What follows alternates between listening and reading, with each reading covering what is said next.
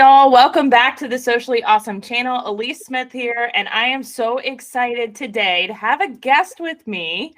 Ryan Swanson is the founder and president of Linkasoarus. Linkasoarus is actually a tool, and I'm going to let him go into a lot more detail about it here shortly.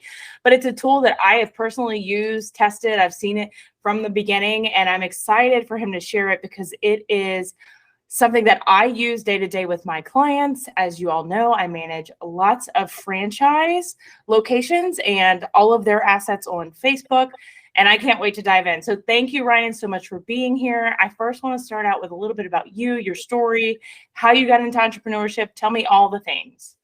Well, I'm glad to be here. Appreciate the nice invite, making me sound good. But yeah, I think just from kind of how I got started in just the different things that I do, I going way back, I went to undergrad and grad school at East Carolina in Greenville, North Carolina. And I've always kind of had this entrepreneurship mindset. My parents had a dental practice. My dad had his own construction company when I was much younger. And funny story, when I was in grad school getting my master's in business, I didn't really have time to have a job because I was getting a 2-year degree in 1 year because I'm quite frugal. And so I was like, well, if I could save a whole year tuition. And this was in the year, it was 99 to 2000. So I was about 23 at the time. And I'm a big EDM guy. That's the kind of music I like. I work out to that. It's just what I've liked for forever. And so in college, in the 99s, it was the rave scene was really big. And I went to a party, rave, whatever, and I knew the promoters, and the dude made $20,000 in one night at the door. And I was like, hold on a sec. And just being my business savviness, I was like, I could pull off this. And literally took all my student loan money, advanced on my credit cards, and even borrowed money from my friends and flew DJs across the all United States, rented out a roller skating rink and upfitted it with the whole stereo system and everything. And we had 1,000 people show up at $20 a head with 18 inches of snow that randomly fell on the ground. And I covered all my expenses, but I was like, this is kind of cool. And so that was kind of my first knowledge of business, like insurance and just the different things that kind of go into stuff.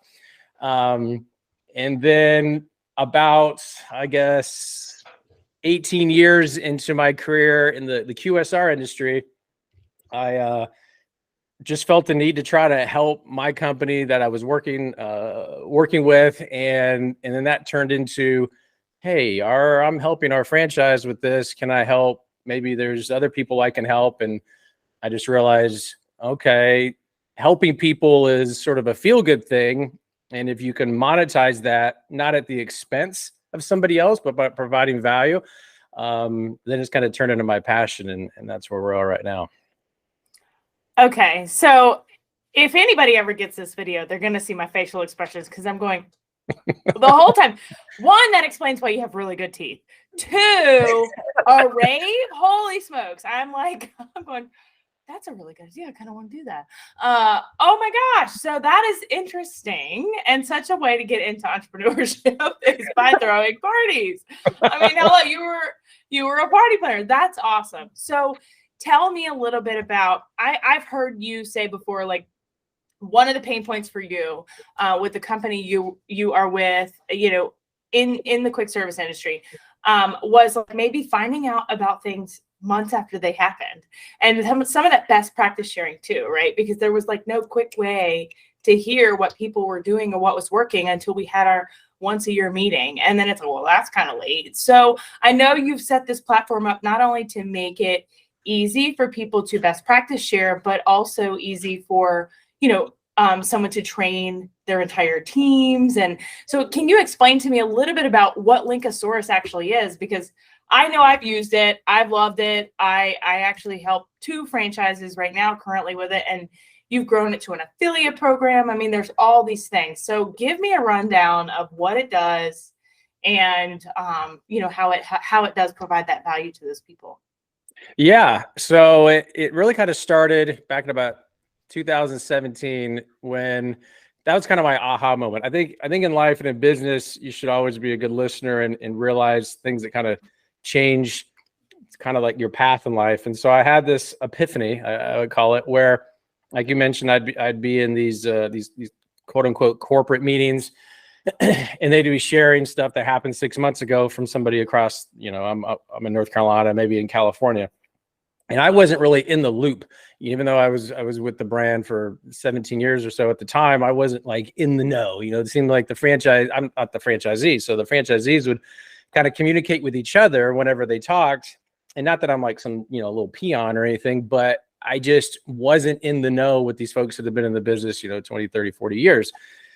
And so it's quite frustrating being that guy that would take advantage of opportunity if I knew to do certain things from these folks that have been in the business a long time.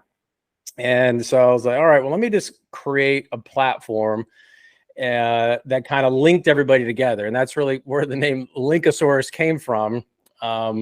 It's spelled a little bit different. It's link, and the kind of the catchphrase, if you will, the mantra is link and soar with us. And so it's not spelled like a dinosaur per se.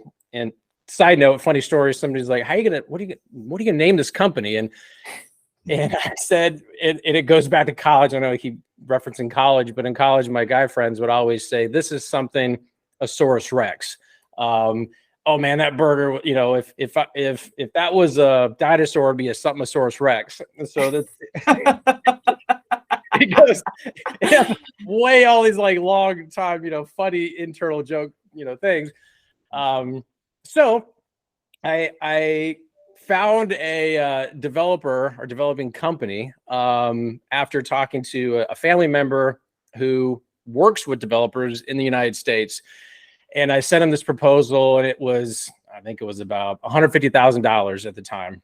And they're like, that's to build it and not to manage it, tag it, good luck with it. And I was like, well, I don't have $150,000 sitting around. I can put in this. Right. So then it was, all right, I got to think a little bit different. And then I just started doing some, research online, like where companies are, located. Maybe is the U.S. the best place to have people? And then I started looking at companies in India, and I started hearing, good and bad and different stories. And just through my asking, somebody was like, oh, I know somebody that has a well-established developer type company in Poland. And call it a coincidence, call it God's plan. My great grandparents are from Russia and Poland. So I'm like, all right, maybe there's a plan for this. And reached out to them, and I've been working with them since 2017, and they built this whole thing out. We have patents on it because anybody that I talk to in business are like, well, when it comes to tech, you don't want to have like Google or Amazon or whatever come in with billions of dollars and snatch up your idea, and now you got nothing. So got it going, and first year of using the platform, and there's all this social media stuff and just to make your job easier. But I was sharing with our franchisee, he's like, why are we seeing so much more success compared to the other markets in the United States? And I was like, well, here's what I built on my own free time that I really don't have much of, on my own money.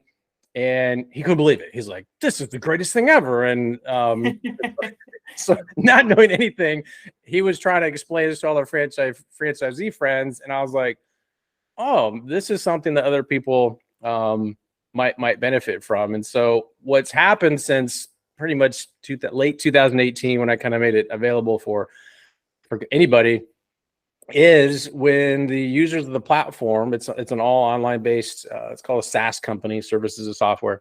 When people are logged in, they join a brand. And so, for example, if you're Domino's Pizza United States, that's a brand. If you're Domino's Pizza Canada, even though you're still under the Domino's brand per se, not globally, they kind of do things different. They have different pricing. And this could be for any business where it's a multi-unit operator.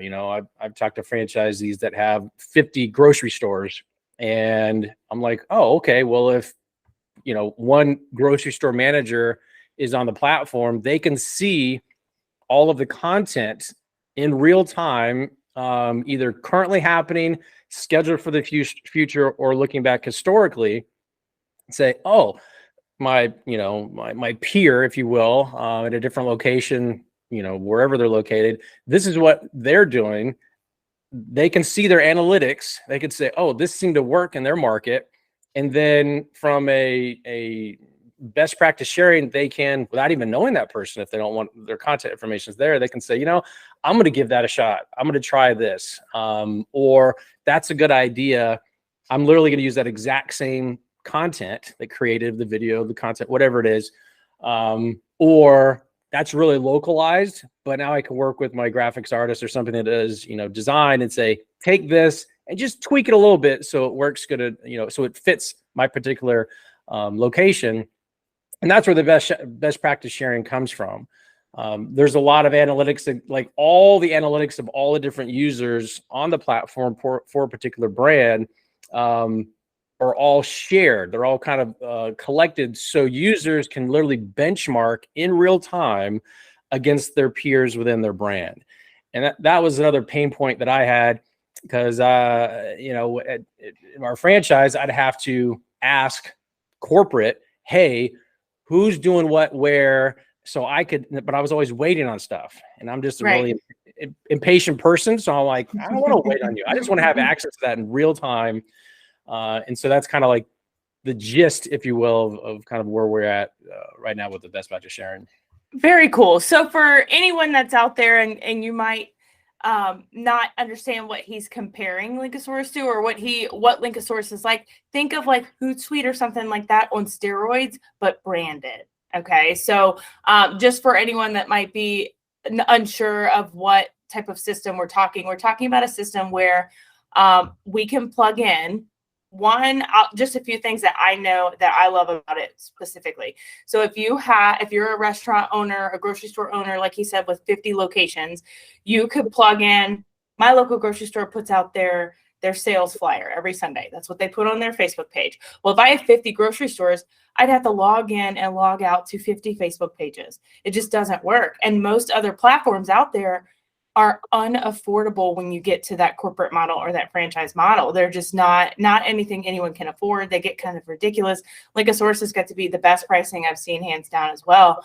But it's comparing apples to apples. You would compare your grocery stores to the same grocery stores out there, and I could blast one post to all 50 at the same time. So it's not only helping optimize, you know, getting your posts out there, but it gives you those analytics. Like Ryan said, it gives you that data.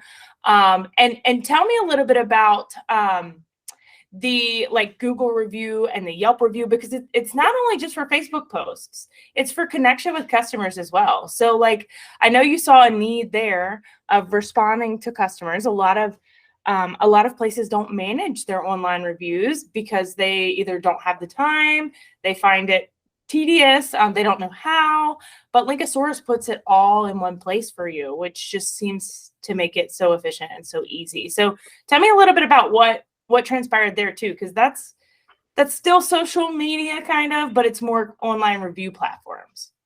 Yeah, I think, you know, a lot of people ask me, give me like a 2-sentence rundown of what the platform does. And it's a platform that allows you to manage your social media, manage your reputation, which is reviews, and best practice sharing. And it's all done at the local level. So, and you referenced another platform, because they've been around for, I don't know how long they've been around for. And the key difference, because I'm not trying to compete with people in that realm. Right. I have a very specific niche, if you will. And the platform allows the user, their physical retail location, if you will, to have a local voice. You know, a lot of people ask me, for example, with Domino's, like I'm trying to be viewed as like the local mom and pop company that just so happens to be Domino's. And so all the content is localized, and that's something we have a patent on. So going back to like publishing content, if you're, let's just say you're a 100-store franchise or 2-store franchise, it doesn't really matter, 2 location, you know, business. when you schedule your content, when it gets published, the way the platform works, which is where the patent comes into play, is the content is then the message, if you will, is then kind of structured and written in with all your local content. So you might have your local hours, your local whatever it is, that gets almost like assigned to that content, and that's kind of helps the whole local stuff. Then from the review standpoint, like you mentioned, same kind of concept. I don't want somebody to give, like if I think there's a big company and I give a review, is that local company giving me a reply on my review? Are they interacting me locally? I really have no idea. Probably not. They probably have it linked to some kind of call center or somebody that manages it. The difference here, and really because it's probably too labor intensive. So I understood that at the franchise I was working with, we were averaging 350 reviews a month, and so I was getting 350 Gmail email inboxes every single month just for Google. And I would have to take that review, read it, and if it was not a good one, then I'd have to figure out, okay, who is responsible for this? The manager, supervisor, whoever the regional person is, forward that email to them. They'd have to read it. They'd have to then ask me to reply to the review to get the person's information, because they don't typically give you their content information in review. And it was just unmanageable. I didn't even have the time, let alone pay somebody to do that. And so I was like, well, I got to fix this. And so now when you link your team and you add your team to the platform, let's just say you get a review for location 1, 2, 3, 4 in California, that whoever you want, manager, supervisor, team member, whoever it is at the location that you want to see the review, they get it in real time. So there's no delay. It's like you got a review at 5:01, by 5:02, you're going to get the review in your inbox or however you're going to get it. And then you can set up sort of gatekeeper functionalities on the platform where, let's just say you like your manager, but you don't trust them enough to put a live review out there, a reply to a review. So the manager can see it, read it, write the reply. It's custom to them. And then they either are approved based on their approval that the person that manages their account has given them, or it can go upline to maybe like a supervisor, somebody in the hierarchy of the company that says, hey, manager at this location just sent this reply to this review. What do you think? You can edit it. You can reply back, and it's on its way. But that alone was great, because then we could say, okay, all these reviews are getting managed within seconds. And I instantly saw the first company we're working with, the SEO went up, because for selfish reasons, Google wants people on their platform. And so I just was like, I had to see it in action. And so when we started replying to reviews within minutes or within an hour versus like days, the algorithm, I just suspected Google was like, all right, this is a very engaging company that wants to have a relationship with these reviewers, which are their customers. And so we noticed when people are searching, for example, a Domino's pizza or pizza near me or Domino's or something in that, that niche, our views just shot up. We dramatically, measurably, because there's analytics in the platform, that we're like, oh, we're being viewed more now because we're interacting with our customers. So we're getting sort of a double whammy. We're not ignoring our customers that just said you stink, and now we have, we're getting more views, and we're kind of outpacing the SEO compared to maybe some of our competitors. And so that was an unexpected positive benefit of some of these features. And on top of that, some people say, well, I don't have time to still do that. How can you fix this? And I know you work with some clients that probably have double or triple or even more the number of reviews. And so, from an account manager, you probably are taking advantage of some of the automated features. And it's very, very, very specific to where, if, let's just say, somebody gives you a 5-star review, you probably don't need to go in there and read it and give very specifics. Hey, thank you for name dropping such and such and such and such. You can set up automation. And so the platform will literally within, minutes after somebody just gave you, let's just say, a 5-star review with comments, a thank you. And it's personalized. It names them in the review. It gives them a thank you message based on what you wanted to say. And then it kind of signs it like an email signature. It said, hey, this is this person, content information, thank you very much. And you could set up all these kind of triggers, if you will, based on how you want, your interaction with your customers to where, so then people aren't, their voice is being heard, but it's being heard quickly. And that's something I use the analogy of a team member at one of the locations I was working with. I said, if I walk in and you're in the front counter, you know, over the counter, you just took my money, I look you dead in the eye and I said, this is awesome, thank you very much, and you just turn around and walk away, how is that being perceived from the customer? And that's what I look at when, if somebody's going to go through the effort of publicly saying you're great, you should publicly say thank you as fast as possible. Right. And Agree. that's what a lot of companies aren't doing that. I agree. And I love that you pointed out the features that separate it because it really is unlike any other platform. And I love the fact that it allows you to have local management at each level and that gatekeeper, because that is a concern, especially in the quick service industry. There's a lot of turnover, unfortunately. And, you know, that's where a lot of franchisees, CEOs, like people at the very top are going, yeah, but I don't want to put somebody that just started in charge.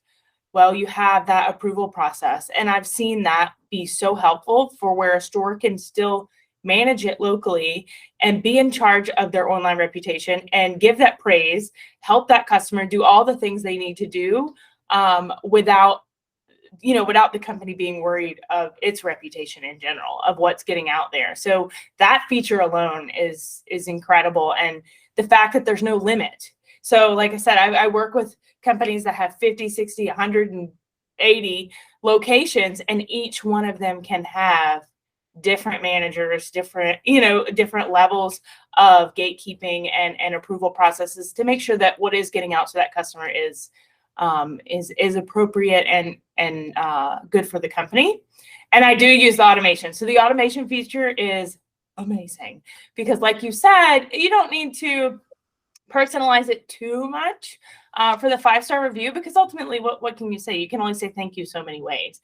But what I love about the product as well is that the store can get copied on it, so then they can see it, and if someone's name is mentioned in it, they can praise that team member. So it's not only for reputation, but it's also for team member retention, because if a team member is mentioned by name in a Google review, they need to get a shout out, they need to get praise at the store level. But like you said, what could you do about that? What could I do about that? Ultimately, all we could do is forward the email to whoever could actually praise that person. So I love that it really has made it, the local store management and local store marketing, so much easier. So tell me a little bit, I don't know what you can tell me, but what are your plans moving in? Because I know you're not stopping. Like, you've developed this amazing product with your developers. You're constantly looking for how you can make it better. You asked me for more feedback during, the very beginning and still. So I know you rolled out some new features in the last month or two, an affiliate program. Tell me a little bit about the affiliate program, because I do have a large audience that likes affiliate marketing. So this could be an opportunity, especially for anyone listening that knows someone that could use this product, because it is a great opportunity to get affiliate marketing. And I love the comp plan. Yeah, I appreciate it. So, I actually met with a company back in June. I'm not going to name their name, but they processed $1 billion by May of this year. And I was chatting with them because I'm always trying to just, because I don't know what I don't know. And they have an affiliate program, and it was a 2-tier structure. And so there's quote unquote network marketing, where I guess you can go unlimited, maybe depending on how the company's set up. And then you have maybe a little bit different structure. I think there's just laws and different things that apply. Well, this company did $1 billion in transactions by May of this past year. And I was like, well, I was asking them for advice. I was like, I want to roll this thing out. I want it to work. I want to provide value. And so it's pretty cool. So anybody that is an active user of the platform, and it's not necessary, but to kind of put things into context, if you're an active user, let's say you sign up and you're like an admin of your own account. When you have, let's just we're going to use like McDonald's as an example. Let's say a McDonald's franchisee, or like, hey, you might want to check this thing out. If that franchisee says, yeah, this is the greatest thing since sliced bread, I'm going to sign up. Well, you would earn 20% commission for life, either monthly or annually, depending on how that franchisee signed up. But that franchisee now is going to do one of probably a couple different things. They're going to add their team to the platform, just like every user is going to. Their managers, supervisors, different folks. And then they're more likely going to share the platform with a franchise friend, a peer, because the company's really structured, the platform structured to where it grows exponentially in value as more quote unquote franchisees or individual business owners join the platform because of all the best practice sharing that kind of comes together, because everybody's doing their own thing. And then it just grows exponentially in value to all the different users. So if that franchisee says to, or business owner, I'm so used to saying franchisee. You don't have to be a franchise to be using this. But let's just say you have, another location or business owner and they're in the same brand. You refer to them. Now you're earning 20% off them for the life that they're on it.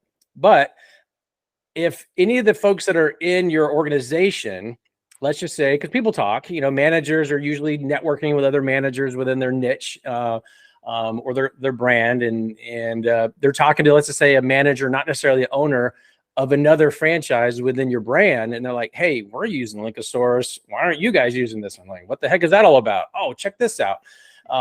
That manager can literally refer another franchise to the platform or business owner, and that manager themselves now can earn commission and for themselves, just being a manager, or whatever their position is. And then the franchisee of that same company earns another commission. So they earn a 5%, you can call it pass through, of their manager referring somebody. So I wanted the platform to almost like incentivize them to add as many people as possible to the platform. So one, they could make best use of the platform the way it's currently set up. Yeah. But to encourage the people within the organization to best practice share. And so there's there's like a financial best practice share built in on top of just what the company has to offer.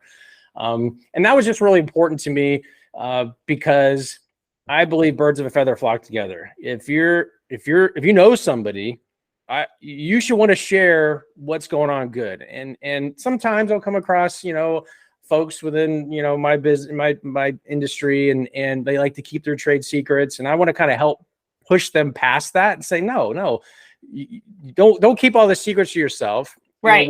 Welcome people on. And so there's a 2-tier structure. You're either at 20% for directly referring somebody, and then anybody you referred, they earn 20, but then you earn sort of a 5% pass through. And that's for the life of the account. There's no minimum, there's no maximum. And it's not globally restricted. So we have all the legal stuff as far as European Union and all that stuff. So it's not necessarily something that's specific to, let's just say, the US.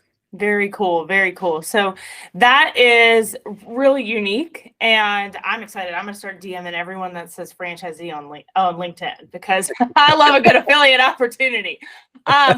So I am just so impressed. I'm so impressed with the platform, with your passion to continue, moving it forward and just rolling out and making it better and better and better. And tell me a little bit about, there's someone out there that's listening, because you've inspired me today with, you found a problem, and not necessarily selfishly, you found a problem for the company you were working for, and then you developed on your own time a solution for that problem, and then they loved it, and then you turned it into this big business. So that's really cool. Like that took courage, and courage is my word of the year this year, because a lot of people feel you need confidence, and I feel you have to have courage to start, because confidence is built. That's just my opinion. But tell me a little bit about what you would say to that person out there listening that has an idea, that person that is an innovator, that's scared to jump into entrepreneurship. I mean,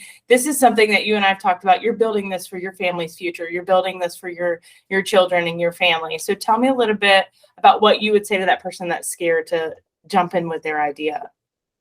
I would, and I'm a big person on mindset, and it's taken me a while to get to where I am. But a couple things just from my mindset, courage, all that stuff is another person that's a billionaire. I was in a seminar and I'm like, I got one question for you. But I was told a while back that you have to, in so many words, become a different person to get to where you want to be in life. And I was like, what are you talking about? I'm like, I'm kind of a jokester, a little bit of a smart ass, like, you know me. I was like, I don't want to change who I am. They're like, no, but you have to kind of like evolve. And, you know, a person that makes $50,000 a year is not necessarily the person that makes 100. The person that makes $100,000 a year is not the same person to make $1 million a year. And so that was, you know, so your priorities in life change, and how you spend your time, and your stress tolerance, going back to, you know, somebody might be scared, is going to change. Well, when I was doing the whole rave thing, and I found out there was 18 inches of snow, and it didn't snow in Greenville, North Carolina. It's like, right. So, you know, when I am financially not in a good situation when that rave happened, but I didn't have a panic attack. I didn't, you know, I came through, and I was like, oh, okay. You know, it was stressful, but I came through it. When I was thinking of becoming an entrepreneur, like I knew there was something down deep inside me. So if you're listening to this and you're thinking, you know, there's a calling for me, you know, we've talked about this. There's something in you that says, you know, you're here to do something big. You may not know exactly what it is. It may not even be what you're thinking of doing right now. But what you're thinking or what you might do, if it's not that, more than likely is keeping you on path to going to what you're, you know, not to get biblical, but maybe what God's plan is for you. Right. And I will say, from a stress standpoint, I would ask as many entrepreneurs, people that have their businesses, what they like about it and what they don't. I had a friend from college who started a restaurant. She's like, it's the most rewarding and hardest thing I've ever done. Kind of like kids. You know, kids are like by far the hardest thing, but by far the most rewarding, I hear. And I have 3. So, but I think getting past your fear of it not working out, instead of focusing on the fear of continuing doing what you're doing and not even giving it a try. And then we talked about this a little bit before, but once you get going, it's, I kind of use the term like juggernaut. You know, a juggernaut is, you know, I'm not into comics, but a juggernaut is like the guy that you can't stop him. Once he has momentum, he can't stop. And when you start a company, you are more likely at some point you're going to have some financial, you know, investment. And a lot of stuff I know you do, which you can start with very little investment, which some people can't even wrap their mind around. And they're like, it's too good to be true. And they're like, no, you know, right. You know, right. Like, they won't invest $1,000 in a course or in your coaching or whatever. And you're like, I'm not asking you to college for 4 years. I'm like, you imagine what you're going to learn from like some of the stuff that you do. So it's getting to a point where you're like, okay, I've already had this many hours invested. I've invested this amount of money. I've spent this much time away from my family. I have all these things in the works. It's like, well, now I owe it to myself to see it through. Exactly. And you know, just to give up, you know, personal, some people like say, oh, you must have had easy ride, or what'd you do? I had, just being very transparent, I got to a point where I was already 100 grand into my company. No money coming in. And I was just getting ready once I was like, this is something I want to do. And I was getting ready to get my merchant services established. And I got the big no. I'm like, what do you mean? Well, I was partnering with a bank, and they pull like background checks and all that stuff. It's different than like working with Stripe, where they're kind of like, they kind of broker stuff. Right.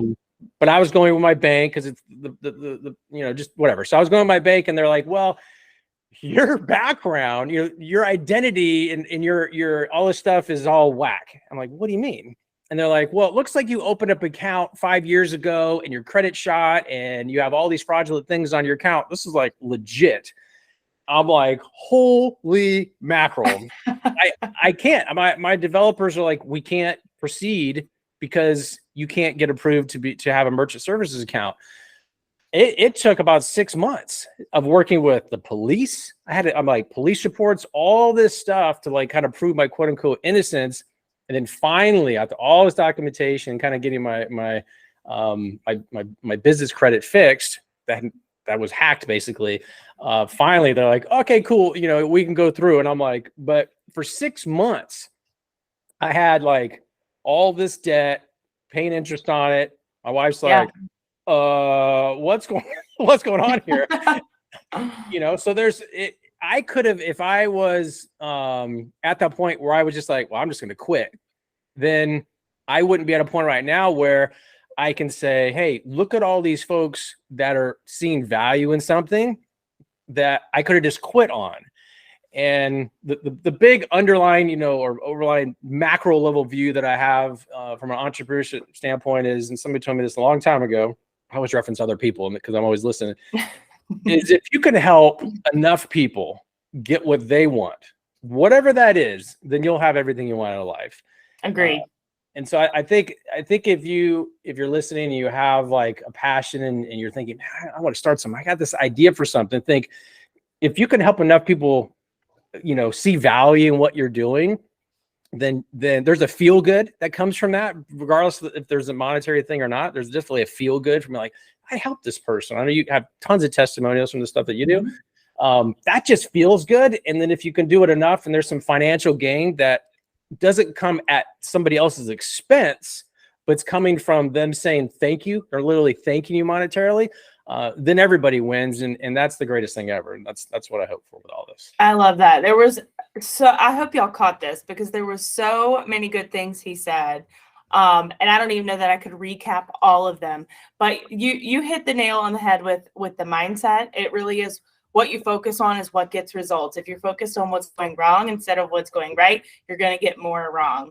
If you focus on, if it's all about you and what your needs are and growing your business instead of helping other people win, you're never going to see that. So there's so many good things that you said. I appreciate all of them, because I talk on mindset a lot. And I almost feel like an imposter when I talk about mindset, because I'm still working on my mindset, right? So my mindset's always evolving. And just like you, I go up to, my coach is a seven-figure earner. And I'm like, tell me what to do. I'll do it. Like, just tell me what to do. And I mean, that's literally what I do, because I'm like, success leaves clues, and I want to learn from the people who have paved that way. And like you said, if you're too scared to invest $1,000 to get a coach, that, or start a business, then you're really going to get scared when you're 100,000 in and you're like, oh God, this is not working. So you really have to work on the mindset first. And it's not too late if you're already in it. I didn't work on my mindset first. I started the business. I got super overwhelmed. And then I was like, okay, something's not going right here. And I hired a coach. And that's when I realized I was focused on all the things going wrong. I wasn't scaling. I wasn't hiring help. And so you really did. That was the best answer. I couldn't have told you to say that if I wanted to. Well, thank you so much, Ryan. And I got so many notes. I wanted to almost write all these things down, because I'm like, I need to pick his brain about that. I need to pick his brain about that. I always get a really creative space after talking with you. It's just nice to bounce ideas off you. It's been nice to work with you. I will make sure that the links for Linkasoarus are, and to connect with Ryan on his LinkedIn and his social platforms is also in the show notes for anybody that's watching this. Go connect with him, go follow him, and learn from him, because again, success leaves clues. And I know that Linkasoarus is just going to continue to grow and grow and grow. And if you know somebody out there that owns multiple businesses, because you said it doesn't have to be just a quick service, right? They could be a restaurant. It could be somebody with multiple locations. It could even be two. Correct. Yep. Okay. So yeah, please, we have users that their brand is a two location brand. Like, so it's not just that, because there's so many other features beyond kind of what we talked about. And I think you were hinting around like some new features coming. I will say a little note that we are trying to keep up with the times. And so AI, we've been testing, and Tuesday, you'll see it on the account you manage. AI is the start of it, starts to go live on Tuesday. We got 2023 is going to have a lot of very cool things. And I saw it on one of your posts that's already scheduled. I was like, yeah, it's going to be huge. I saw it on there, and I was like, it's coming. It's coming. So just know that partnering with a company like Linkasoarus, Ryan's going to keep it up to date. I've used several platforms that are so out of date for other clients, and you continuing to grow and refine and make it better and better and better is just huge. So thank you so much for being here with me today. And until next time, y'all, make it simple, make it social, and make it awesome. Bye, guys.